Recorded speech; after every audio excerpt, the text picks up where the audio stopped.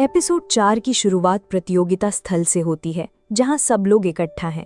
Grand royal queen dowser प्रतियोगिता का विषय घोषित करती है, फिलियल पाइटी, यानी माता-पिता के प्रति संतान का कर्तव्य और प्रेम। साथ ही वो ये भी बताती हैं कि खाने में मुख्य सामग्री के तौर पर टोफू और डेनजांग, मतलब सोयाबीन का पेस्ट का इस्तेमाल करना होगा।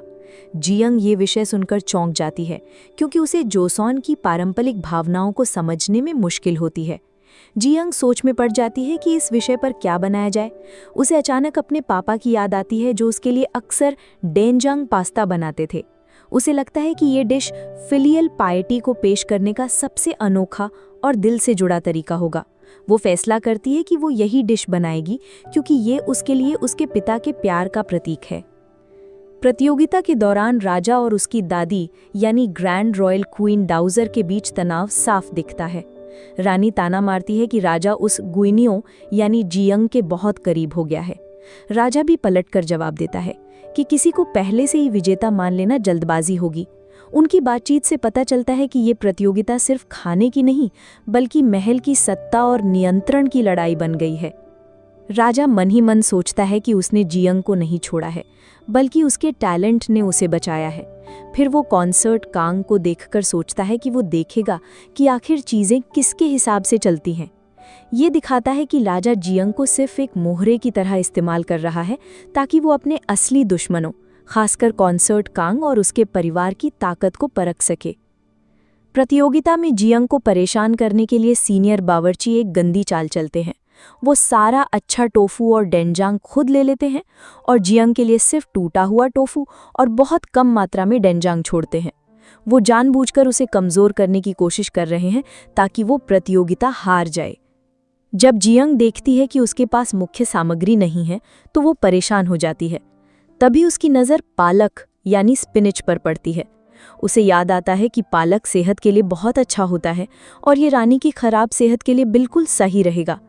वो तुरंत अपना प्लान बदलती है और पालक को अपनी डिश में शामिल करने का फैसला करती है।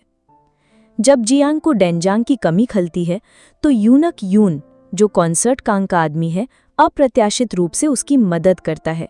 वो उसे बताता है कि शाही रसोई के पिछले आंगन में 3 साल पुराना डेनजांग रखा हुआ है। वो उसे वहां ले जाता है, जो दिखाता है कि शायद वो भी जियांग के टैलेंट से प्रभावित है, या फिर उसके अपने कुछ और इरादे हैं। सीन राजा के दरबारियों पर जाता है, जो प्रतियोगिता देख रहे होते हैं। अचानक मुख्य शाही सचिव इम सोंग जे, कॉन्सर्ट कांग का भाई, अपने पेट को पकड़कर दर्द से करहाने का नाटक करता है। वो कहता है कि उसे तुरंत आउट हाउस यानी टॉयलेट जाना है। उसका ये बचकाना ड्रामा देखकर बाकी दरबारी हैरान रह जाते हैं, लेकिन ये सिर्फ एक नाटक होता है। प्रतियोगिता में सीनियर बावर्ची कुक मेंग और कुक इयम अपनी अपनी खास डिशेस यानी योआ मंडू यानी मछली के पकौड़े और योन पोतांग मतलब ऑक्टोपस और टोफू सूप बना रहे होते हैं। वो दोनों अपनी जीत को लेकर बहुत आत्मविश्वास से भरे हैं और जियंग का मजाक उड़ाते हैं। वो एक दूसरे को भी ताने मारते हैं, जिससे उनकी आपसी दुश्मनी साफ झलकती है। जियांग अपनी डिश बनाने की तैयारी में जुट जाती है। वो आटे में पालक का पेस्ट मिलाकर हरे रंग का आटा गूंथती है, जिसे देखकर सभी हैरान रह जाते हैं। दरबार में बैठी रानियां और अधिकारी आपस में कानाफूसी करने लगते हैं कि ये कौन सी अजीब डिश है। वो जियांग की हरकतों को बेवकूफ़ी भरा बताते हैं, क्योंकि उसने सूखी सब्जी यानी पालक को ताज़ा इस्तेमाल किया था, जो उनके हिसाब से गलत था। राजा जियांग की तरफदारी करता है और कहता है कि उसे कुछ नया देखने की उम्मीद है, क्योंकि बाकी बावर्चियों की डिशेस का स्वाद तो वो पहले से ही जानता है। ग्रैंड रॉयल क्वीन डाउजर ताना मारती हैं कि राजा को उस ग्वीनियो से बहुत उम्मीदें हैं। राजा जवाब देता है कि जीभ झूठ नहीं बोलती और स्वाद ही असली सच बताएगा। उनके इस बहस से साफ पता चलता है कि ये प्रतियोगिता अब जियांग के टैलेंट और राजा के फैसले का इम्तिहान बन गई है। आगे हेड सीनियर कोर्ट लेडी किम जियांग को ग्रैंड रॉयल क्वीन डाउजर की एक कहानी बताती हैं। वो बताती हैं कि रानी को बचपन से ही भूख कम लगती थी।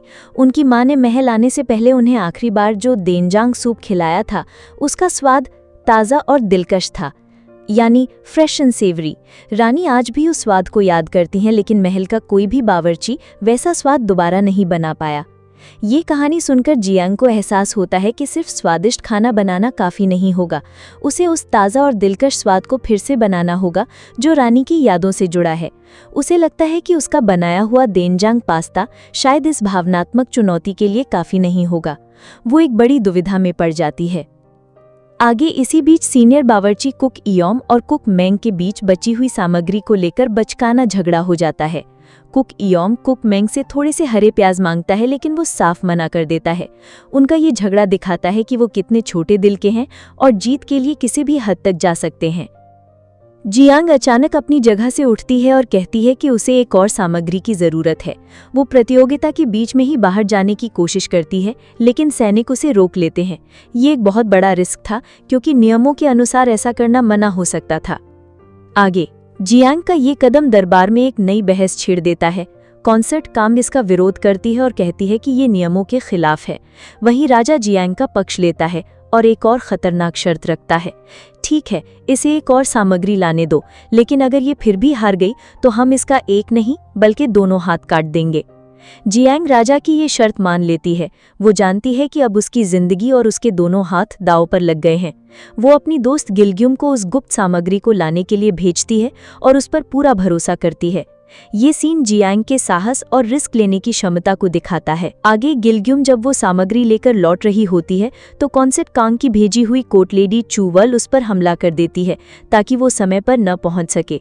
गिलग्युम जख्मी हो जाती है, लेकिन वो हिम्मत नहीं हारती। ये दिखाता है कि जियांग के दुश्मन उसे हराने के लिए किसी भी हद तक जा सकते हैं। जियांग अपनी डिश को एक अनोखा स्वाद देने के लिए देनजांग को सीधे आग पर जलाकर उसे एक स्मोकी यानी धुएं वाला फ्लेवर देती है। ये एक ऐसी तकनीक है जिसे देखकर सब हैरान रह जाते हैं। वो साबित करती है कि उसके पास हर मुश्किल का एक अनोखा हल है। प्रतियोगिता खत्म होने में बहुत कम समय बचा है और जियांग बेचैनी से गिलग्युम का इंतजार कर रही है। ठीक आखिरी पलों में जख्मी हालत में गिलग्युम वहां पहुंचती है। वो जियांग को वो रहस्यमयी सामग्री देती है जो असल में क्लैम्स यानी सीप होते हैं। जियांग तुरंत उन्हें अपनी डिश में डाल देती है। आगे प्रतियोगिता में बैठे लोग क्लैम्स को देखकर हैरान हो जाते हैं। उन्हें समझ नहीं आता कि जियांग देनजांग सूप में सीप क्यों डाल रही है। वो इसे एक और अजीब और बेवकूफ़ी भरी हरकत मानते हैं। रॉयल फिजिशियन यानी शाही हकीम भी चिंता जताता है कि इस तरह के अजीब कॉम्बिनेशन से सेहत खराब हो सकती है। राजा जियांग का बचाव करता है और कहता है कि नियमों को तोड़ना और किसी को खाने की कोशिश करने से पहले ही रोक देना गलत है। वो अपनी दादी से कहता है कि उन्हें जियांग के खाने को चखने के बाद ही कोई फैसला करना चाहिए। राजा की बातों से साफ है कि उसे जियांग पर पूरा भरोसा है, जिससे ग्रैंड रॉयल क्वीन डाउजर और भी ज्यादा चिढ़ जाती हैं। आगे समय समाप्त हो जाता है और सभी बावर्ची अपनी अपनी डिशेस पेश करते हैं। अब फैसला जजों यानी राजा, ग्रैंड रॉयल क्वीन डाउजर और रानी डोवेगर के हाथ में है। माहौल बहुत तनावपूर्ण है, क्योंकि अब सिर्फ स्वाद ही तय करेगा कि किसका हाथ बचेगा और कौन चीफ रॉयल कुक बनेगा। सबसे पहले कुक मेंग अपनी डिश इयो मांडू पेश करता है। ये एक पारंपरिक शाही व्यंजन है जिसे मछली के पतले स्लाइस में कीमा भरकर बनाया जाता है। राजा और रानियां इसे चख कर इसकी बहुत तारीफ करते हैं। ये बेहद नर्म और स्वादिष्ट होता है। हालांकि रानी को इसमें देनजांग का स्वाद न के बराबर लगता है, जो एक कमी थी। इसके बाद कुक इयम अपना मशहूर योनपोतांग पेश करता है। उसने इसे कीमती मशरूम और चिकन के शोरबे से बनाया है, जो बहुत ही सेहतमंद और स्वादिष्ट है। सब उसके भी बहुत तारीफ करते हैं। दोनों सीनियर बावर्ची अपनी अपनी डिशेस से जजेस को प्रभावित करने में कामयाब रहते हैं। आगे अब जियांग की बारी आती है। वो एक बहुत ही साधारण दिखने वाला देनजांग सूप पेश करती है, जिसे देखकर सब थोड़ा निराश होते हैं। कॉन्सोर्ट कांग ताना मारती है कि क्या वो सिर्फ यही बना पाई है। जियांग आत्मविश्वास से कहती है कि ये एक खास देनजांग सूप है। Grand royal queen dowager soup चखती हैं और उनकी आंखों में आंसू आ जाते हैं। उन्हें सूप में वही ताज़ा और दिलकश स्वाद मिलता है जो उनकी माँ के हाथ के खाने में था। ये स्वाद उन्हें उनके बचपन की यादों में ले जाता है। राजा ये देखकर हैरान रह जाता है। आगे जियांग बताती है कि उस ताजगी भरे स्वाद का राज क्लैम्स यानी सीप हैं, जो सेमजिन नदी के पास मिलते हैं, जहां रानी का बचपन बीता था। वो ये भी बताती है कि उसने सूप में पालक इसलिए डाला क्योंकि ये हड्डियों और खून की कमी के लिए अच्छा होता है, जो रानी की सेहत के लिए फायदेमंद है। उसने खाना ही दवा है कि सिद्धांत को अपनी डिश में शामिल किया था। जियांग के विचारशील और स्वादिष्ट खाने से ग्रैंड रॉयल क्वीन डाओजर इतनी प्रभावित होती हैं कि वो उसे प्रतियोगिता का विजेता घोषित कर देती हैं। राजा भी जियांग की तारीफ करता है। रानी सबके सामने ऐलान करती हैं कि आज से शाही रसोई की असली चीफ रॉयल कुक येओन जियांग है। जियांग की जीत के साथ ही एपिसोड का ये महत्वपूर्ण हिस्सा खत्म होता है।